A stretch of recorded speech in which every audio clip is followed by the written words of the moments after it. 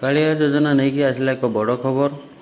ଯଦି ଆପଣ କାଳିଆର ଜଣେ ହିତାଧିକାରୀ ତାହେଲେ ଏ ଭିଡ଼ିଓଟିକୁ ଶେଷ ପର୍ଯ୍ୟନ୍ତ ନିହାତି ଦେଖିବା ଦରକାର।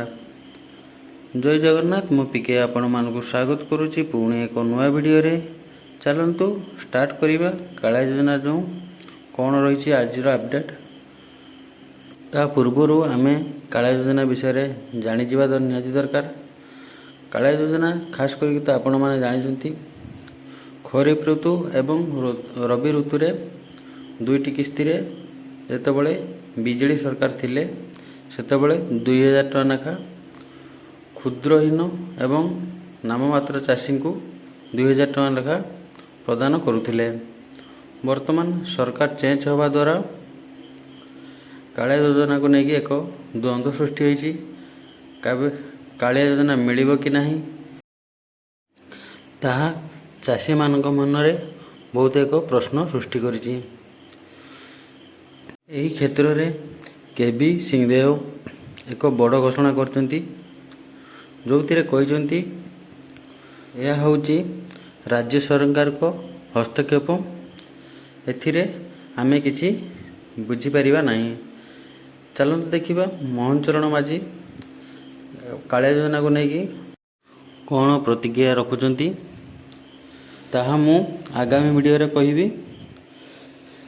ସେଥିପାଇଁ ଏହି ଚ୍ୟାନେଲଟିକୁ ଆପଣ ଲାଇକ୍ ସବସ୍କ୍ରାଇବ୍ ନିହାତି କରନ୍ତୁ। ଯଦି କାଳିଆର କୌଣସି ଏକ ଅପଡ଼େଟ୍ ଆସେ ସର୍ବପ୍ରଥମେ ମୁଁ ଆପଣମାନଙ୍କୁ ନିହାତି ଜଣାଇବି।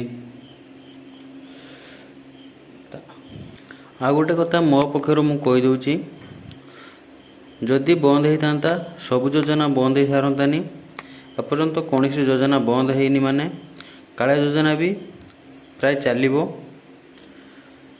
ଉପରେ ଯେଉଁ ଆପଣଙ୍କ ଲେଖା ହେଉଛି ଆପଣ ଏଠି KYC ବି କରିଦିଅନ୍ତୁ। ଯଦି ଆପଣ KYC କରିନଥିବେ KYC କରିଦିଅନ୍ତୁ, କାହିଁକିନା ଯଦି ବନ୍ଦ ହୋଇଥାନ୍ତା ସବୁ ଯୋଜନା ଏତେବେଳକୁ ବନ୍ଦ ହୋଇସାରନ୍ତାନି। ସେଥିପାଇଁ ଆପଣ ଯଦି କାଳିଆରେ KYC କରିନାହାନ୍ତି ବା ଆଧାର ବ୍ୟାଙ୍କ ସହିତ ସିଡ଼ିଂ କରିନାହାନ୍ତି, ସିଡ଼ିଂ କରିଦିଅନ୍ତୁ। କାହିଁକିନା ଯେତେବେଳେ କାଳିଆ ପଇସା ଛାଡ଼ିବ ଆପଣଙ୍କ ଆକାଉଣ୍ଟରେ ନିହାତି ଲାଗିବ। ଏହା ଥିଲା ଏକ ଛୋଟିଆ ଅପଡ଼େଟ୍। ଯଦି ଆପଣମାନଙ୍କୁ ଭିଡ଼ିଓଟି କୌଣସି ମାତ୍ରାରେ ଆପଣଙ୍କୁ ଭଲ ଲାଗିଛି ତାହେଲେ ଲାଇକ୍ ସବସ୍କ୍ରାଇବ୍ ନିହାତି କରନ୍ତୁ। ଜୟ ଜଗନ୍ନାଥ, ଜୟ ଓଡ଼ିଶା।